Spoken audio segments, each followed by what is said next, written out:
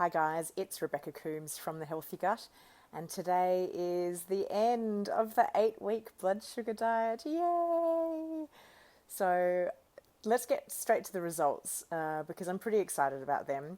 So in 8 weeks, I have lost 5 kilos of body fat, which is awesome because I didn't think I was able to lose weight. It's been such a hard slog for me in the past 2 years since understanding that I had SIBO and the weight just wouldn't come off no matter how strictly I ate. So it is super exciting to see that my body can actually release the weight that I have stored.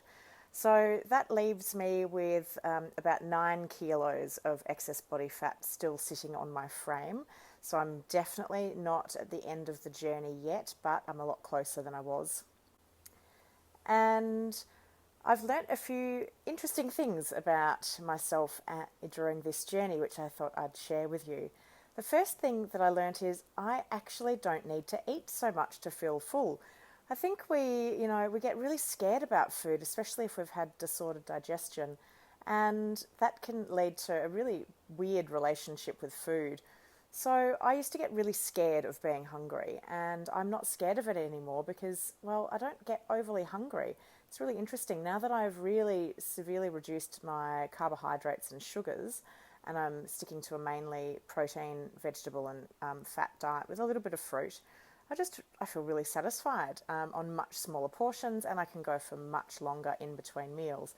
And that's good because, as I learnt at the SIBO Summit last week, the migrating motor complex, which is the sweeper wave which passes through our intestinal system and cleans up all of the food that might still be sitting in the small intestine, that only switches on in between meals, so when you're in a fasting state and at night. So stretching out your meals for longer, stretching out the break between your meals for longer is actually doing good things for your small intestine, which is good for us with SIBO and digestive problems. I also learnt that my body just does not cope with sugars and carbohydrates very well. I see an immediate reaction on the scales and I kind of get into a bit of an inflamed state. So I feel great eating a lower carb diet. It's not for everybody. Some people do need to have carbohydrates in their diet, and that's fine. But for me, I feel like I've found the right way of eating. I've also been surprised by how good I have felt. I was feeling pretty good before, but I feel even better now. I've got lots of energy. I have slept well. I've felt really quite fit and strong. I've done a lot of walking. I have got back into yoga, although it's not as much as I would have liked to. I have got back into some yoga practice. And overall, I feel fantastic. I feel like I want to keep living like this. So the next steps for me are that this week I'm going to have a break. I'm just going to, not count calories. I'm not going to go and have a blowout or anything, but I am just going to relax a little bit. And then moving forward, it's going to be a case-by-case basis. I'll see how I feel. I really enjoy intermittent fasting, and for the last few weeks I have incorporated that into my weeks where I fast 2 days a week. I really like it. I feel really, really great on it, so I will definitely continue with that. I'm also planning on doing a couple of days where I have lower calorie days, where perhaps I try and stick to the 800 calories a day, and then I will allow myself a day or two to be a little bit more relaxed so I can eat out or I can catch up with friends and not worry about it so much. I do still have weight to come off, so I have set myself a goal. I want to lose another 6.5 kilos between now and Christmas, and then that will mean I've only got about 2.5 kilos of excess body fat sitting on my frame, which I can live with.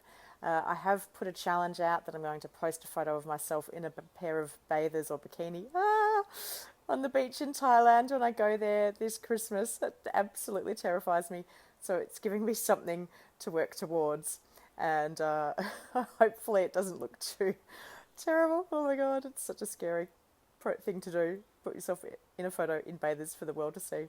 What am I doing? And I'm thinking that I'll probably do another maybe 4 weeks of, strict 800 calories. But look, I'm just going to see how it goes. The great thing about this way of eating is that you can keep going with it. I was able to let my life, work around it. I had a couple of challenges over these 8 weeks with my grandmother passing away and also going away on holidays. So the fact that I still lost 5 kilos of pure body fat over these 8 weeks, just makes me super happy, and I'm really quite proud of myself for sticking to my guns, setting myself a goal and achieving it. So if you're interested in learning more about the 8-week blood sugar diet, check out the book by Dr. Michael Mosley. That's what I read and followed that, and it's worked for me. It might work for you if you're struggling to lose weight. I hope you've enjoyed my vlogs as I have attempted the 8-week blood sugar diet. I'll speak to you soon, guys.